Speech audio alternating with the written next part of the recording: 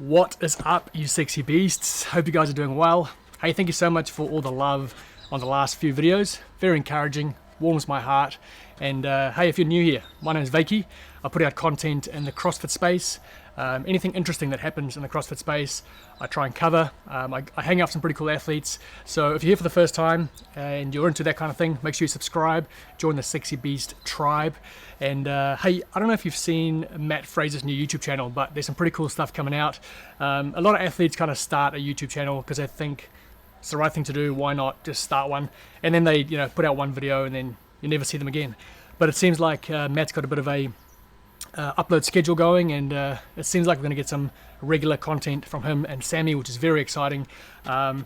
If you've been following Matt over the years, he's been very secretive, or he's kept his cards very close to his chest just to kind of protect any little secrets that he might have when it comes to his training and the way he prepares for competition. But now that he's retired, he's got this YouTube channel, this new platform. He's sharing some stuff, and in his latest video he actually does a gym tour, a home gym tour, and kind of shows us all the equipment in his gym.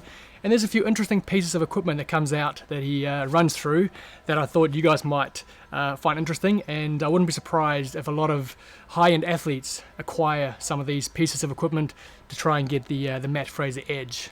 So let's go through some of these interesting pieces of equipment, these little devices that some of them he just created himself. So this first one, he talks a lot about low impact work, so the ability to kind of get some good volume done without destroying the body.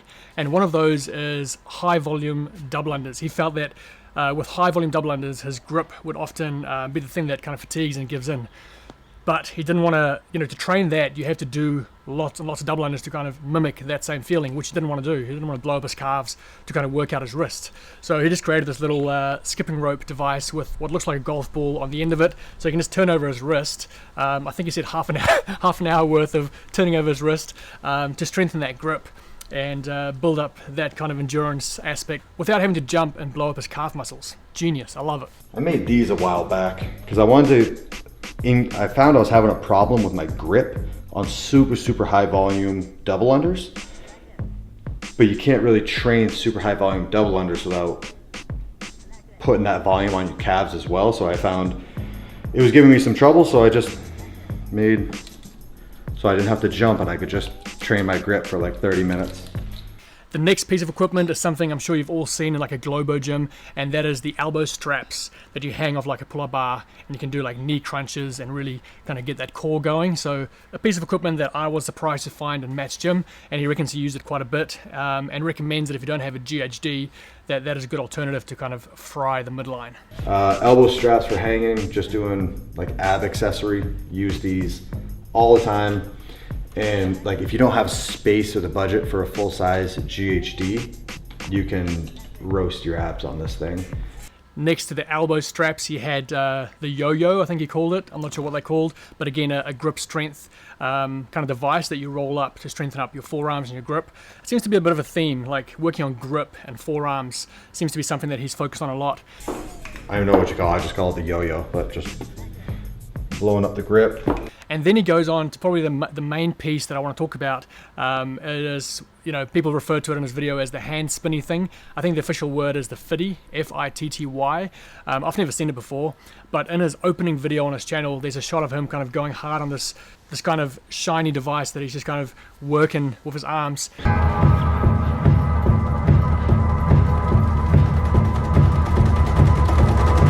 And it's these two bearings that you just kind of turn and get a upper body workout, I suppose.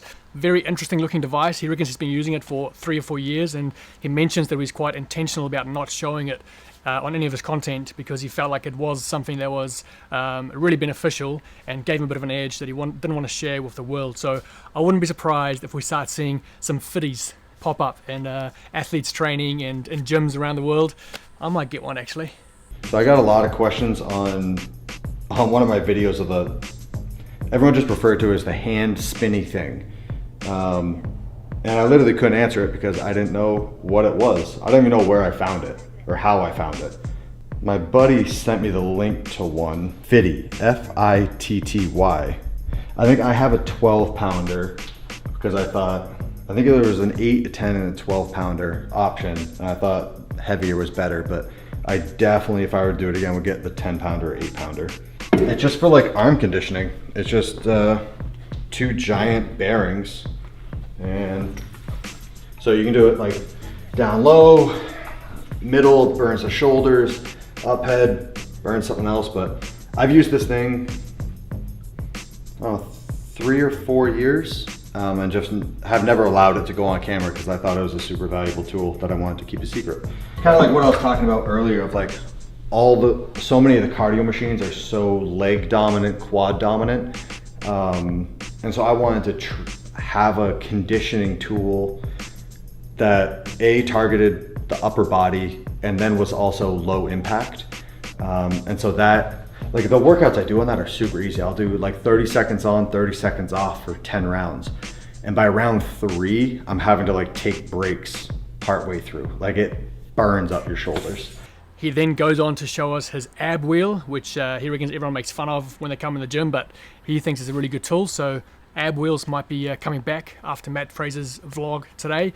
And then he mentions the iron neck. It's this thing you put on your head to strengthen your neck. Now he does say that he's only had it for a little while, he only just received it, so it's not something that is incorporated in his training over the years. But again, interesting choice of equipment for a CrossFitter. You know, I thought that someone like Matt would just rely mainly on compound lifts, like the Olympic lifts, squatting, all that kind of stuff, but he obviously puts a massive focus on smaller muscle groups, isolating those and doing some good conditioning work on just those smaller muscles. And I guess it makes sense. Like smaller muscles tend to fatigue quicker or earlier, limiting how much you can get out of the bigger muscle groups. So it makes sense to kind of make sure that those smaller supporting muscles around the wrist and the forearm and the neck are strong enough and able to last long enough so you can actually get through some grueling workouts without those being the limiting factor. So very interesting. Ab wheel. Everybody that comes in my gym makes fun of me for my ab wheel. It's an incredible tool. Get your ab wheel. If you want to look like an idiot while you're training, but use a great tool, iron neck. There's no cool way to wear this.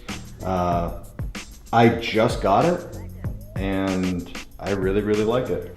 He then talks about his reverse hyper, which is a staple for him since he broke his back way back when he was Olympic lifting, and just talks about how that is something that will always be in his gym, more as a injury prevention tool than anything else. In my gym, as long as I own my own gym, I will always have a reverse hyper. When I was 18, 19 years old, I broke my L5 in 2 spots, so that was a big recovery back from that. So, you know, hard lesson learned of, you know, having a strong lower back. So I use the reverse hyper all the time, but it does take up a good chunk of space. I see the value in it more as injury prevention. So I use that on a regular basis. He's got a bunch of these different grip accessories, different sizes and shapes to do like static holds with and kind of, again, strengthen his grip. Went through a phase of doing a ton of grip work. So these are just kind of like different sized grip accessories for doing static holds or whatever you want. So really, a bit of a theme here. It's not only about how strong you are, but how long can you actually hold on. He's got these 2 little circles that are like sliders for your feet, again for core work. So you're in like your push-up position, 1 foot on each of the sliders, and you can tuck those in and slide around with them. You can do like, I guess, bear crawling with your feet sliding behind you. So yeah, lots of smaller little pieces that he uses to accessorize his training. Sliders for your feet. I don't even know if these are like meant for exercising or these are like you're supposed to put your couch or refrigerator on them to slide them around. I do a ton with these. Super low impact. I don't know if you've caught on to the theme, but I love low impact training. And the last piece I'll mention is the pulley system. He mentions how important tricep extensions are and how much they translate over to a lot of movements we do in CrossFit. So he's a big fan of the pulley system because it's affordable. There's heaps of variety of exercises you can do on it. You can add different attachments. But the one movement he mentioned specifically is tricep extensions. And who doesn't like to get a bit of a pump on the triceps? Pulley system. Once again, great value, huge variety of movements you can do with it.